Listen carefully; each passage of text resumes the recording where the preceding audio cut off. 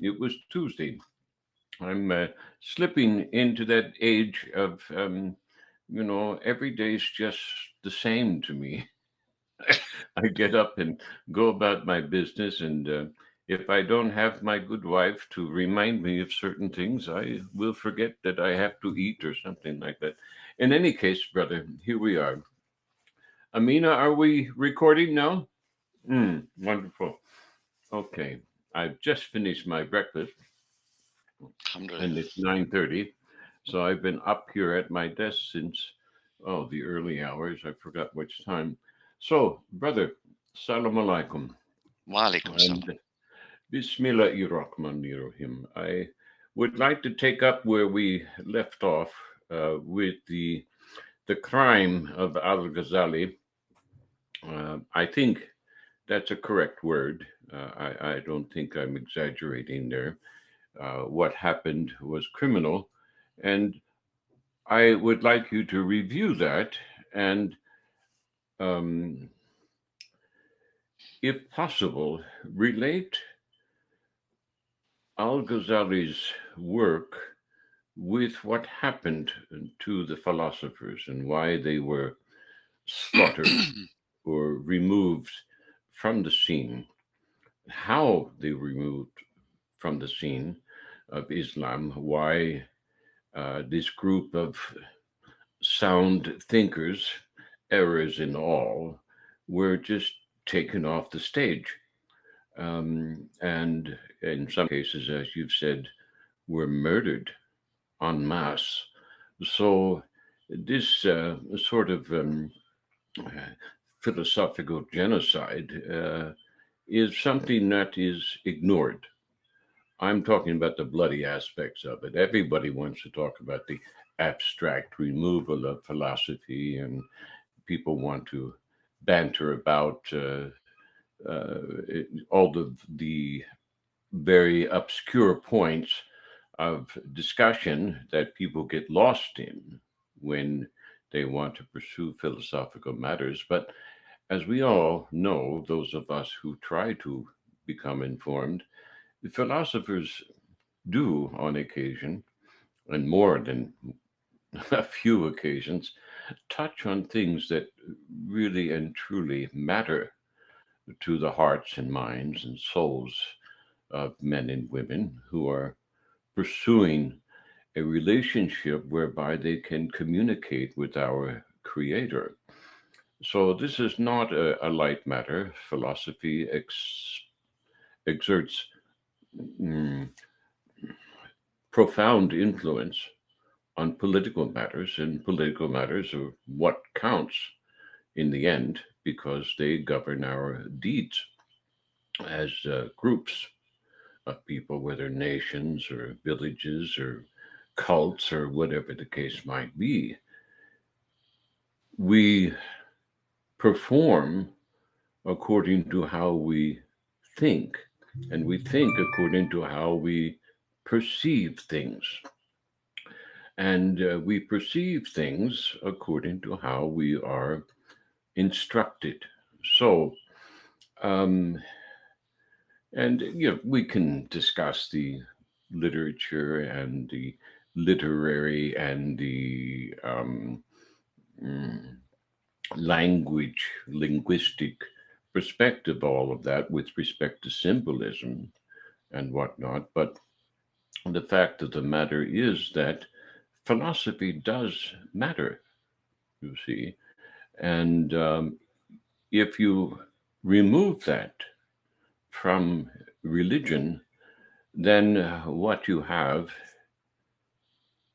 as we're discussing and beginning to expose to both ourselves and our listeners here, what you have left is um, this takfiri tyranny in one form or another. I mean, extremism is extremism, and you can have a small degree of extremism, and you can have the extremism that extends to the bloody extraction of a man's life, you see, from his body and sending it back to his creator without authority.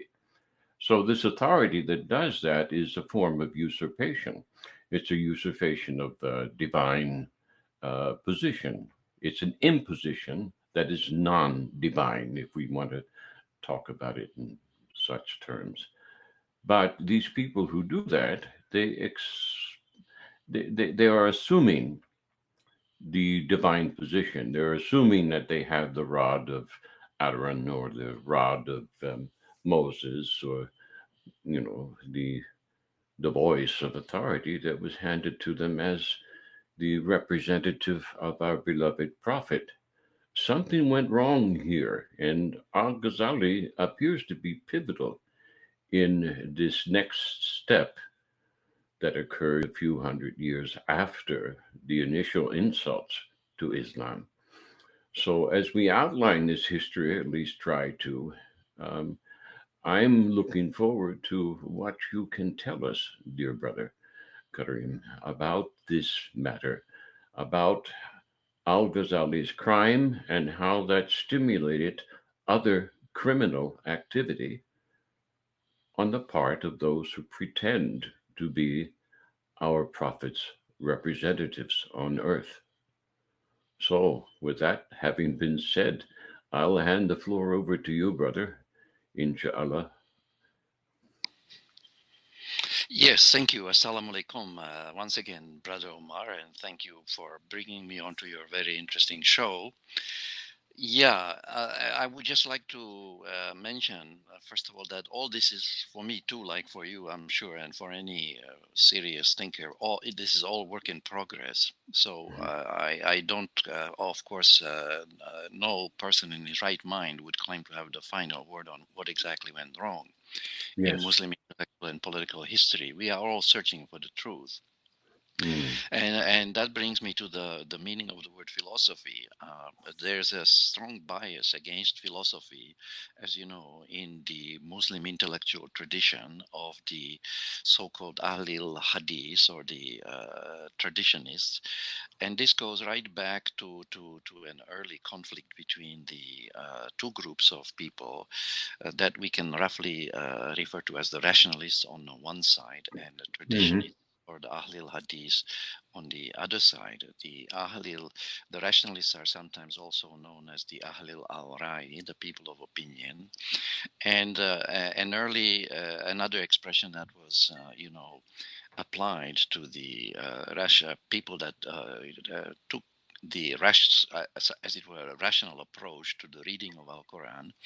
They are also known as the Ahlil Kalam, or the Mutakallimun, who were, Mm. according to Daniel Brown in his book, which I certainly recommend to your viewers. The book is called Rethinking Tradition in Modern Islamic Thought. So now, according to Daniel Brown, who gives, by the way, a very good overview of this struggle between the, he basically calls them Ahlil Quran and Ahlil Hadith, which is not entirely inaccurate. I think Hmm. that to call the rationalists Ahlul Quran is not far off the mark, because I mean, of course there are some overlapping areas, but he puts the Brown puts the whole struggle more in a context of the struggles between the Ahlul Quran and Ahlul Hadith. You can also perceive it as a kind of a struggle between the people of reason and the people of tradition, or the people of the Hadith. So out of this struggle about regarding of what is the better way to understand the Quran, I would think the rationalists had some pretty decent arguments. However, the traditionists had something else on their side. It wasn't the force of argument, but rather the force of arms. And the so-called slaughter of the philosophers took place in 786 under the reign of Musa al-Hadi, where 5,000 philosophers, according to Suyuti, who is quoted by Jamaluddin al-Afghani, were slaughtered for the crime of thinking, basically, or more Hmm. precisely, for the crime of free thinking. So they were accused of being zindiks or zandaka or free thinkers. And even to this day, I have, I read people write, that contemporary people write that the so-called, Quranists should be eradicated because they do not, accept the hadith, or at least the humanly narrated hadith. And so this bias against thinkers and Quran-centric people continues until this very day. So al-Ghazali was basically a culmination of this long process of the struggle between reason and revelation, if I can use that term, understood as tradition. See? Because in Islamic history, tradition itself was elevated to the rank of revelation. I just had a discussion earlier on Clubhouse with one fellow, an Arab brother whose grandfather was very close to Ibn Baz, the chief cleric of Saudi Arabia in the 60s and 70s. And they apparently worked practically in the same office. They were like the left hand and the right hand for each other. But anyway, this fellow told me that about 500 years, we have about 500 years after the demise of the Prophet, this idea, the idea of the dual revelation only came into this. I will have to check on this, but this is what he was suggesting to me, that the idea that the hadith constitute a second revelation, in fact equal to the Quran, only came about 500 years after the demise of the Prophet, peace be on him. So this would mean that the idea came on the scene even after al-Ghazali. But like I said, I need to confirm this. What is certain is that the idea of the dual revelation was there, and this is also confirmed by Taha Jabir al-Wani, the former chairman of Triple-IT Institute based in Virginia, USA, in his book called Reviving the Balance. And he considers it, by the way, a great disaster, because he says it led to the development of a parallel system of law based on a hadith, parallel to the system of law based on the Quran. So the elevation of tradition or the hadith to the rank of revelation resulted in what he calls a parallel system of legislation. And it didn't stop there. Later on, people began to legislate even on the basis of the opinions of the ulema, you see.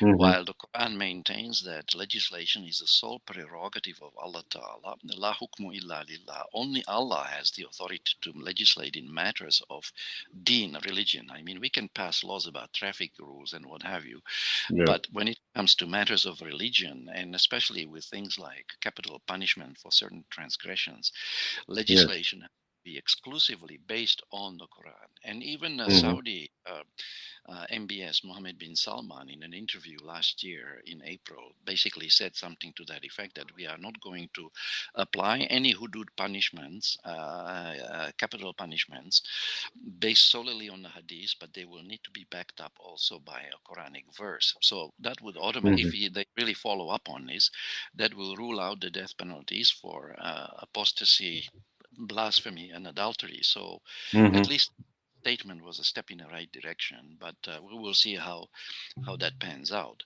But anyway, to come back to this idea of dual revelation, there's also a paper by Aisha Musa about this dual revelation on Akida, and perhaps your viewers may want to have a look what she has to say, because I have my own little hypotheses about this concept of dual revelation, and I had This some author is a woman, excuse me. This yeah, author it's is a a woman. lady. She's the lady. Repeat her name again, would you? Okay, Aisha Musa. That's the last name is Musa.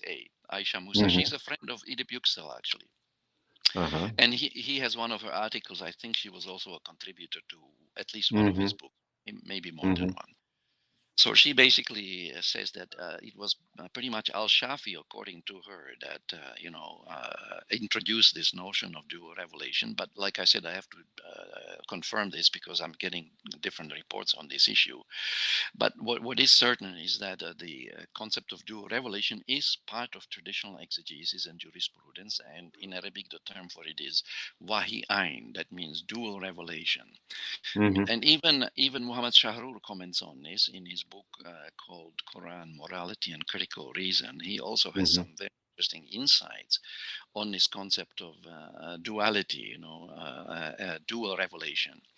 Mm-hmm. And in fact, also Daniel Brown touched on this in his overview of the struggles between the Ahli al-Quran and the Ahli al-Hadith. However, I have to say, one weakness I found in his text, and I went through it, rather carefully, I realized that he never ever refers this issue of the dual revelation to the problem of, or to the issue of monotheism. In other words, he does not ask the question whether, which I think he should, and I'm trying to grapple with it myself, as a matter of fact. Mm-hmm. The question whether the concept of duality of revelation is consistent and in harmony with the concept of the unity of Allah. I mean, does one God give us two revelations? You see, because yeah, exactly. Or if we say that there's a second revelation, are we not suggesting that there may be a second legislator? In other words, is there a threat of to the concept of Tawhid and monotheism in the Oh adoption my of the God, you're talking like a philosopher now. Oh my gosh. Well, You must you must be thinking, dear friend. Yeah. Sorry. yeah, Yeah. no. So, This well, yeah. Go ahead, brother. I can wait.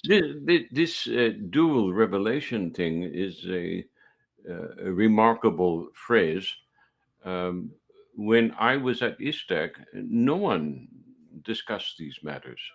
It was all just a a given that what we had handed to us by the traditionalists was indeed from God. So they lumped it all together. It was one revelation. But the fact that now you're talking, and you and others are talking about it as two revelations. Now, this is a finer point of discussion because that's in fact what it is. So the herd mentality that I experienced amongst the ulema when I was in Malaysia is remarkable at that level of academic acumen, wouldn't you say? I mean, so I'm sitting here and I'm reflecting on that this at the same time as you're exposing the fact of the matter in philosophical terms, because what we're doing here, and if we want to define philosophy literally means the study of the wisdom of man, and so that means that okay, well, the study of the wisdom of man, that means that, well, does man have any wisdom? And where does that wisdom proceed from? And is that wisdom from God? And if it is from God, is it just given to anyone? Or do we have to rely on, oh, shall I say it, a priesthood? You see? Don't say it.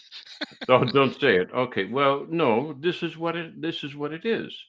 We're Islam, if you don't mind my brief exposition here, is to my mind, and you see, you are defining in clearer terms according to the traditionalist approach. You're using a terminology which I'm not as informed about. I can't. It's not my part of my locution, if you will.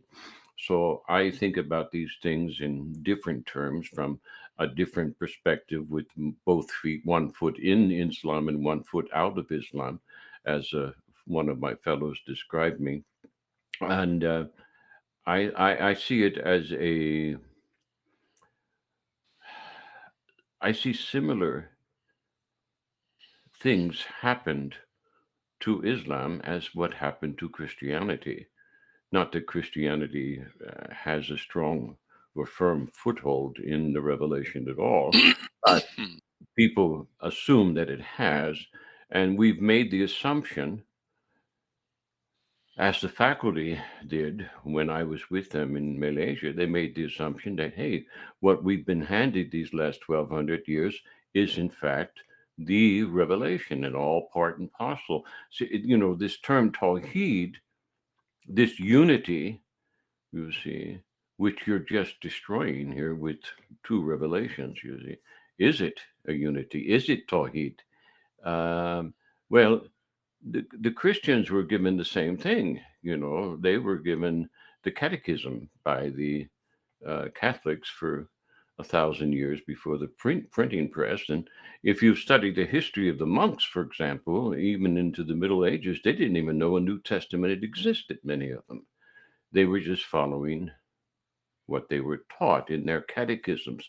And all these catechisms were sort of locally provided, word of mouth, maybe written down, and then scribbled over and over and over and over again. And as I sat from my seat with one foot in and one foot out, I sat there and I watched my fellows, the professors and assistant professors and other fellow researchers there at ISTAC and other institutions all just embrace this traditional perspective as a given. This is just the way it is. Well, it is the way it's become. And as I look at it from my perspective, I say, well, this is a cultural phenomena. It has nothing to do with the truth. The truth of it is that, yeah, it's a cultural uh, form of mind control, which has taken hold of the Ummah, much as the Catholic Church took hold of Christianity until Martin Luther challenged them, you see, and others along the way. And he lived to see the challenge through. Most others did not until he nailed his theses. So what you're talking about here is a thesis, okay, that we are nailing to the wall of the Kaaba, metaphorically speaking. And we're presenting it to the world and saying, hey, we need to take another look at this thing because our fellows upon whom shoulders we stand have been trying to inform you for a long, long time, especially this recent impulse of the revisionist movement, which started 70 years ago or so. We've been trying to tell you for a long, long time. You've been handed a load of, well, lies, misrepresentation, misguidance, misdirection. All of that falls under the philosophical term of lies. Okay. So, dear brother, you're saying Al Ghazali is pivotal here. I said the same thing.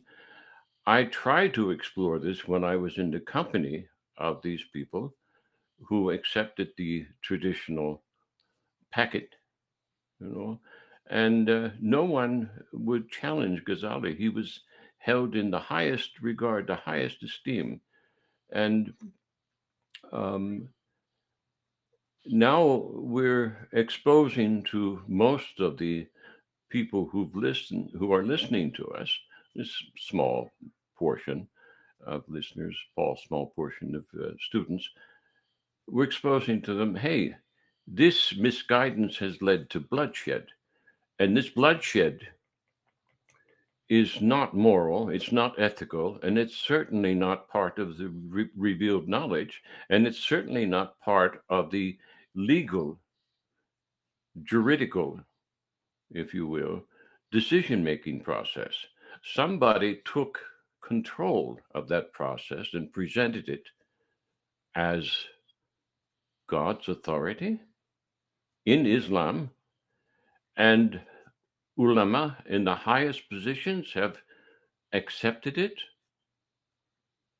you see, and never challenged it formally, and just went ahead to produce students after student after student, generation after generation after generation of this same priesthood. May Allah have mercy on us, brother. I'm sorry, I had to get that off my chest. I was so impressed by what this dual revelation thing. This is this thesis needs to be explored and we need some more than one nail, I think. So I I hand the floor back to you, brother. Alhamdulillah. Yeah, thank you. So this dual revelation, in fact, the ulama have come up with names for the two types of revelation. To the Quran, they refer to as wahi zahir, that translates roughly into manifest revelation. Mm-hmm. And to the hadith or the sunnah, to Shafi, the words hadith and sunnah were interchangeable. In any case, the sunnah depends on the hadith. But anyway, the ulama referred to the hadith or the sunnah as wahi batin, which translates Mm-hmm. into hidden revelation or Yes. concealed revelation. So, as I Mm. pointed out in one of my writings, this very expression, hidden revelation, is quite problematic, and you can already see evidence Mm. of what Abdul Hamid Abu Sulaiman called the crisis in the Muslim mind. Because Mm-hmm. when you think about the expression, you realize that hidden revelation is actually what in English we call an oxymoron. It's a contradictory term, because how can Yes. something be hidden and revealed at the same time? You see. Mm-hmm. So, but anyway, they came up with this doctrine of dual revelation, and I think one reason why the hadiths were accorded the rank of revelation, initially a rank of equality, and later even elevated above the Quran, as I argued before. The reason this happened was, I think the roots of that are once again in the decline of rationality in the Muslim community. Mm-hmm. And that began, as I mentioned, with the struggles between the rationalists who wanted to read the Quran directly and use their mind to understand it, and the traditionists who didn't want to give this freedom to the rationalists to, as it were, read and understand the Quran directly without intermediaries. In Mm-hmm. other words, without the intermediation of tradition or the hadith, and of course themselves, the ulama. Mm-hmm. The scholars even have a well-known saying that if you try to read the Quran by yourself, shaitan will be your companion. So why should Yes, it? I heard that. Yeah. Yeah, why should it be shaitan? Why not Allah? I mean, you can ask Allah to teach you. And doesn't Allah say in the Mm-hmm. Quran, Surah 55, Allama Right. al-Quran, khalaq al-insan. Allah is the one who teaches the Quran. So Right. we have here an attempt by some of the ulama to, as it were, muscle in and place themselves between Allah and the reader, and basically dictate to the reader his Mm-hmm. understanding of the deen. But in this process of so-called interpretation, I think what resulted from this, perhaps there were some noble intentions here, but instead of getting an interpretation, I think we got a misinterpretation Yes. uh, of the Quran, which culminated, as I argued before, in the doctrine of aggressive jihad or jihad al-talab, which could also Yes. be conceived of as a form of state terrorism. And I don't hesitate Yes. to use that term, No, it's because true. jihad al yeah, and by Mm-hmm. the way, al-Ghazali supported this jihad al-talad also. So Mm-hmm. that's another thing you can hang on his, or another Mm-hmm. thing that we can give him quote unquote credit for. But anyway, Yes. so you see, the ulama had to, elevate tradition to revelation, because first they alleged that the human mind is incapable, or we are not supposed to use our reason to understand the Quran, and they even have a Mm-hmm. hadith, some hadiths to that effect. Mm-hmm. You can find them also in Abdullah Said's book, A Quran and Introduction. There are two of them. They basically, these hadiths basically say that the Prophet allegedly referred to the so-called reason-based tafsir as a form of kufr, right? So in other words, if you use your akal, your reason, to understand the Quran, you are actually on the way to become a kafir. Now, this is Yes. an Yes. absolutely astonishing hadith, Mm-hmm. because first of all, it goes directly contrary to the Quran, which is constantly exhorting us to use our reason. Afala takilun, will you not reason? And Allah says, Afala tadabbarun, will you not meditate? But here we are being told that the act of thinking or reasoning is actually going to make us kafirs or disbelievers, especially if we do it in matters of deen. Mm. So the effect of this hadith, this was actually a weapon that the traditionists was used against the rationalists to take away the best, the strongest weapon that the rationalists had at their disposal, which was reason itself. Yes, They of wanted course. to disable the rationalists by preventing them basically from thinking. And Yes. when they couldn't succeed by using rational arguments, since they themselves did not believe in reason, I guess all they could come up with was basically irrational arguments. Is there such a thing? Anyway, they basically settled the matter through a physical extermination of the thinkers. When they couldn't Hmm. defeat them in the battle of the books, they basically turned to political means to enforce orthodoxy on the community by exterminating the dissenting opinions, which were the Yes. thinkers, whom they accused of being free thinkers and atheists and what have you. So this Hmm. was very unfortunate, but it did remind me of what happened in Europe 1,000 years later, when the Jacobins of the French Revolution similarly exterminated large numbers of people at the guillotine, Yes. 16,000 Yes. people, except in this case, it wasn't the rationalists who were being executed. It was the rationalists who were doing the executions. And who were they Yes. executing? Well, they were executing the traditionists.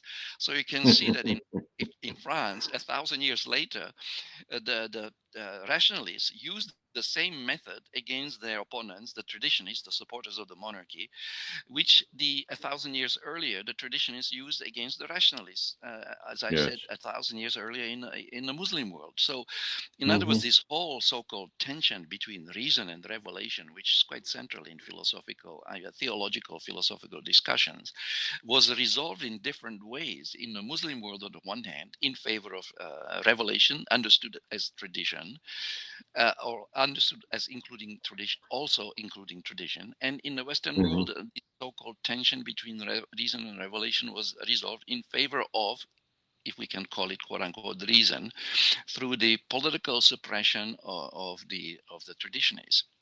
Now, I actually have a book on that. It's called Islam in the West. I don't want to talk too long about it, but what I'm suggesting here is that neither in the Muslim world nor in the Western world did the people succeed in establishing a proper harmony between reason and revelation. I Mm. think the relationship between reason and revelation, or the human mind and the revealed or sacred text, is such that it is that we understand the sacred text by using our intellect, by using our Hmm. reason. We cannot possibly understand anything without the use of reason. In Mm. fact, even when the traditionalists are attacking, the rationalists, they are still using, to some extent, reason itself to do it, because you Hmm. cannot make any statement without the use of the mind, Mm. and so this is a huge problem. But I also wanted to add that when the traditionalists declared tradition or the hadith to be revelation, let's take a look what actually happened here. You Yes, see, from please. Allah, we have the one book, the book of Allah, the Quran. Now, the moment anyone claims that the hadith also constitute revelation, a second revelation, which they called supplementary and explanatory revelation, meaning Hmm. they alleged that the Quran had certain flaws or weaknesses. They alleged that it had some unclear passages, and that there was some information missing from the Quran. So to Hmm. take care of these two so-called weaknesses, the ulama turned to an external source, to their predecessors, to the tradition, you see, and they wanted to understand, overcome these alleged weaknesses, flaws in the Quran, which is astonishing in itself, because the Quran presents itself to us as flawless and inimitable. So Hmm. simply to allege that the Quran is flawed in some ways, and those were just two of the three ways in which they, as it were, besmirched the Quran. The third way in which Hmm. the ulama, the traditional ulama, besmirched the Quran was by alleging that not only was the Quran unclear in parts, not only was it missing information, for example, on how to pray, but it also contained contradictory verses, brother. In other words, they are trying Yes, yes. to make us believe that Allah contradicted himself, and according to some of them, this happened up to 500 times. So now, this is astonishing, right? I know. It is astonishing. I remember when I first came across this doctrine, and I said, well, that doesn't make any sense. I was trying to use my mind at the time when I came to that conclusion. That doesn't make any sense. But what you're telling me is that they went out of their way to make sense of it. Is that correct? Right, but the way they tried to make sense of it was by going to the hadiths. You see, the Yes, corpus yes. of the hadith actually is much more contradictory and unclear, and that it requires actually more clarification than the Quran itself. So they are alleging here actually that Allah expressed Himself in a way, in a less than perfect way, and that He even in parts was incoherent. This is actually quite disrespectful to Allah. How Yes. could they have made these allegations in the first place? Allah says that His Quran, the Quran, is the best hadith, ahsanul hadith, and it provides the best tafsir, ahsanul tafsir. But the traditional ulama are trying to convince us that the transmitters of the traditions can explain better than Allah Himself. Now, this is another very astonishing claim. Hmm. So, to explain something requires judging it. But Allah says in verses 44, 45, and 47 in Surah Al Ma'idah that anyone who judges by what Allah did not reveal is a kafir, a zalim, and a Hmm. fasiq. So this is Hmm. why the ulama had to designate the tradition of the hadith as revelation, because if they did not, they could be and probably would be accused. That is a justification. Hmm. Exactly. They Hmm. could be and probably would be accused of judging by what Allah did not reveal. Hmm. So, in order to enable themselves to judge the Quran by the Hadith, they declared that the Hadith was also revealed by Allah, and Hmm. therefore it was okay to use the Hadith to judge the Quran. You see, this was the Hmm. reason why the elevation of the tradition of the Hadith to the rank of revelation, I believe, took place. But let's look at the significance of declaring the Hadith to be a revelation. Now, we know that we have the six books of the so-called hadith, the so-called Sahih Hadith, Sahih Bukhari, Sahih Hmm. Muslim, and four others. But if you look into the literature, you will realize that actually there are as many as 60 more hadith books in the Sunni tradition alone. If you Hmm. include the Shia collections, you will come up with a number of more than 100 hadith books. So, are we expected to believe that all these books amount to revelation? Let's take the Sunni books alone. Because are we expected to believe that the Allah revealed, in addition to the Quran, 67 or 68 additional books of revelation, and that they were revealed by Him? Don't you think this Hmm. is really absurd? Hmm. Because first of all, the Hadith books are not the words of Allah, right? Right. They are not even the verbatim or the exact words of the Prophet. They are Hmm. what are they? They are paraphrases of what the Prophet allegedly said. So we Hmm. are expected to believe that the reports of transmitters actually constitute revelation, which is in fact equal to the words of God. Now, if this is not catastrophic, I don't know what is. Hmm. So this was basically amounted to a debasement and mixing of the words of human beings with the words of Allah, when people declare that the hadith constitutes a secondary revelation, which is in fact equal to, and in some cases even superior to, the Quran, because the Hmm. Shafi school of thought maintains that in fact the hadith has a certain superiority over the Quran, and that alleged superiority is expressed in two of their favorite sayings. One is as-sunnah kadi ala Quran, the Sunnah judges the Quran, judges or explains the Quran, while the Hmm. second statement is that the Quran needs the Sunnah more than the Sunnah needs the Quran. Oh So my what the God.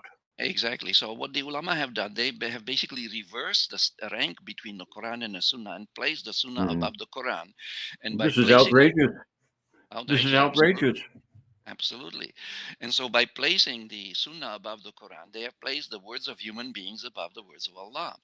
And Yes. there's one more step to this whole thing. The ulama, as John Esposito pointed out in one of his papers, these ulama appointed themselves as the interpreters of the Sunnah, and they claim that the Sunnah interprets the Quran.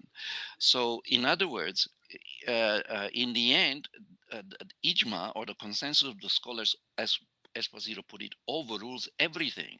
So the ulama, Hmm. or the priesthood, if you like, ends up in the Hmm. top position. The Sunnah remains in the second place, according as Shafi argued, Hmm. and the Book of Allah ends up in the third place. Yes. So they have. This is really unbelievable that this happened, and that it is being accepted that so few people are challenging it, although some people are Hmm. challenging. it. Like I said, the Muhammad Shahrur is one example. So we need to restore the primacy of revelation above all other, scriptures. And in fact, I refer Mhm. to this doctrine of dual revelation as a form of scriptural polytheism, because it is basically asserting that there are scriptures or texts which are equal to the Quran. And Yes, of course, in the traditional exegesis, it is the norm that the Sunnah and the Quran stand on an equal footing, you see. yes. And even people like Ibn Baz writes on his website that the Sunnah is a part of the Quran. And I Hmm. have read in jurisprudence books that even the tafsir of the Quran becomes part of the Quran, according to some of the Mufassirun. Oh my So they God. are, I know they are mixing, they are assigning a status of divinity to the words of human beings and mixing the words of people with the words of God. Now, if this is not a problem, I don't know what is, brother. So we This do is have a this is irrational accretions. It's humanism being imposed on the divine revelation is what's yeah, taking place here. yeah, Because once you, if you take yourself as the interpreter, which is what the Pope does, and that can be traced back to Babylon, the Petar of Babylon, the chief high priest of the exorcists there. He was the interpreter of all things divine. So this priesthood, this Muslim priesthood, I don't want to even call it Islamic, this Muslim priesthood, and I hate to use that term as well because it's not definitive, you see. So it's a cultural priesthood that is a mixture of everything in the Middle East that's been exported everywhere as al-Islam in a false way. And they have imposed themselves above the Quran. So these are people, and once you do that, you self-deify. If you want to trace the terms and the history of humanism, well, it goes way back to the pagans like Pharaoh, who started out okay way back in the day of, whoever their first kings were, or they were probably not kings, they were probably prophets as well, and they created a system of symbols which expressed the narrative, the divine narrative. But then, all over a period of time, all of this became twisted, and these symbols became a form of idolatry. And then these priests imposed themselves. So, what you're saying here is that the elevation of this so-called sunnah, this so-called tradition, this so-called 100 odd books of hadith, which accumulate some 500, half million hadith, the words of men, if you will, the hearsay that would not be admissible in any court of law that I know of, you see, outside the traditional Muslim courts, of course, or so called Muslim courts. They have usurped the divine authority, as I said earlier.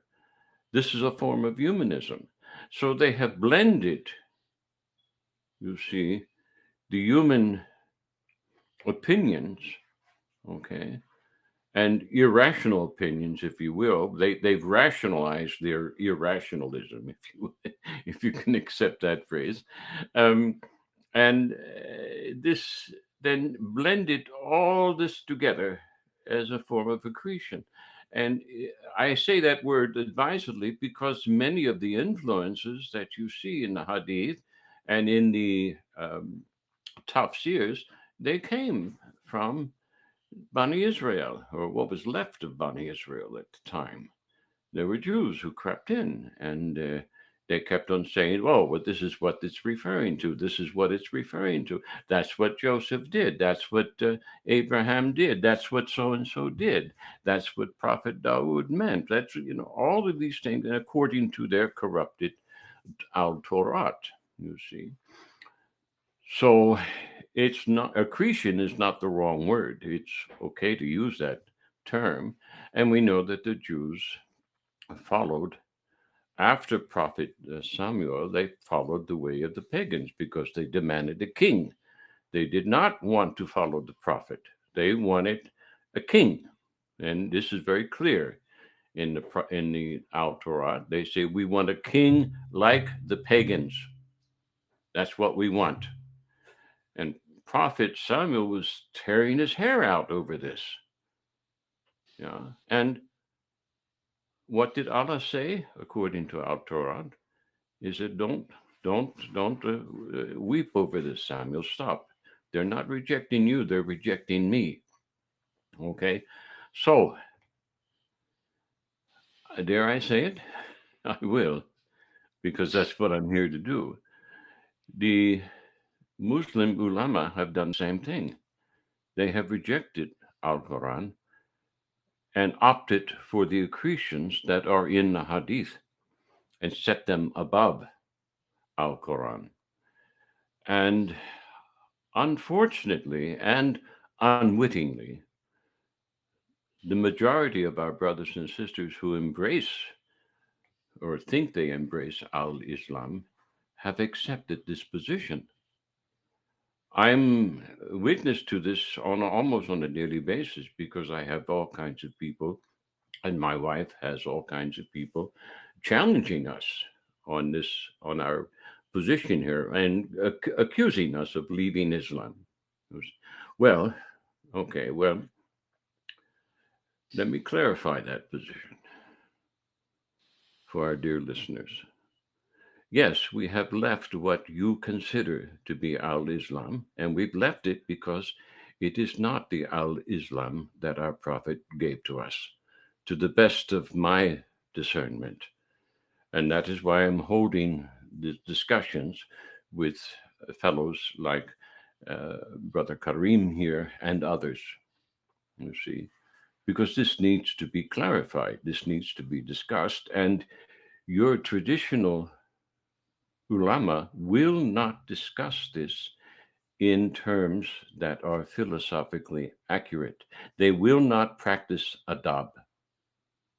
They will not define their terms in ways that accurately describe the phenomena or accurately describe the history. And that's what we're trying to do here. We're trying to bring this out. Al-Ghazali is not whom they say he was. Okay.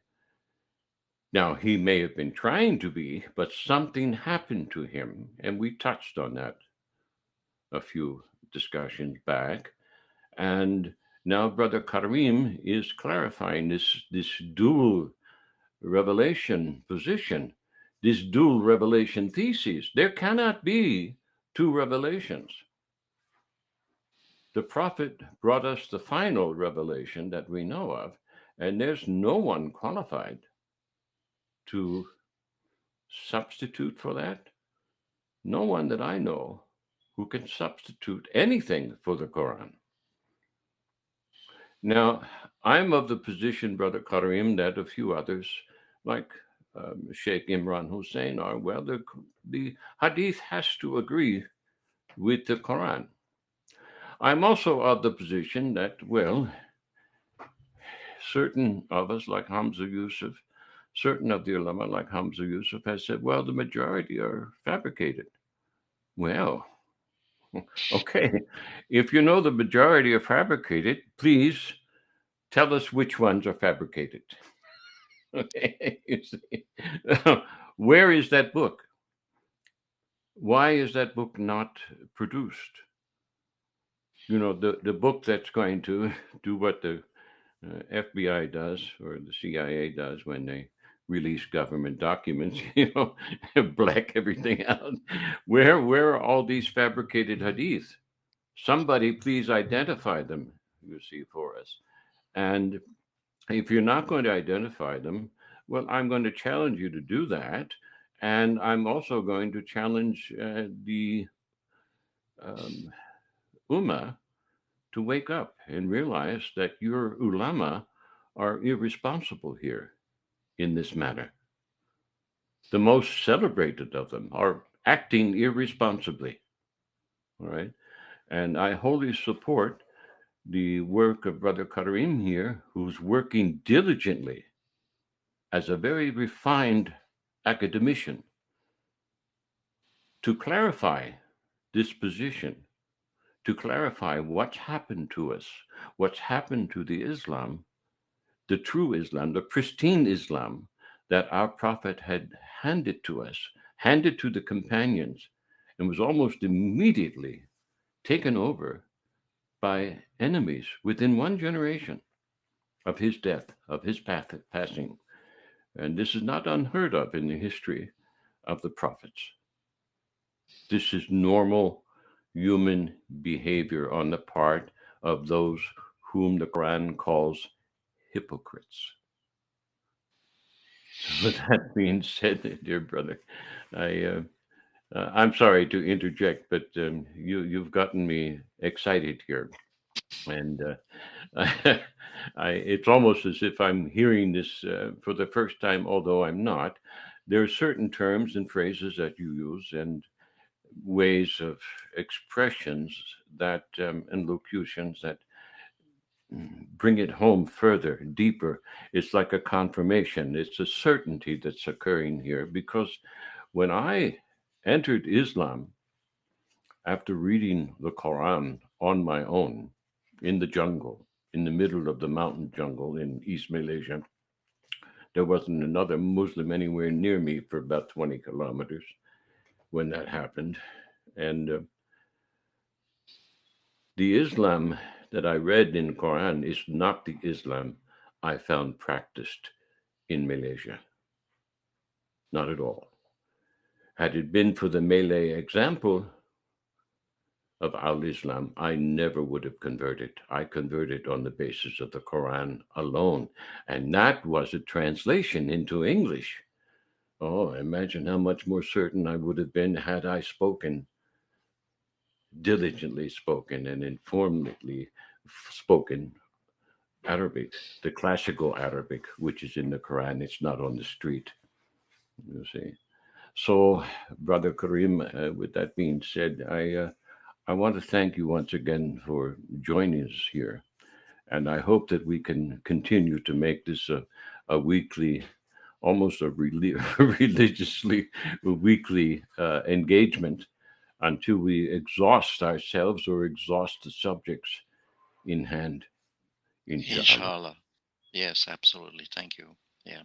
It's Um, my Wassalamu alaikum rahmatullahi wa barakatuh. wa alaikum salam wa rahmatullah.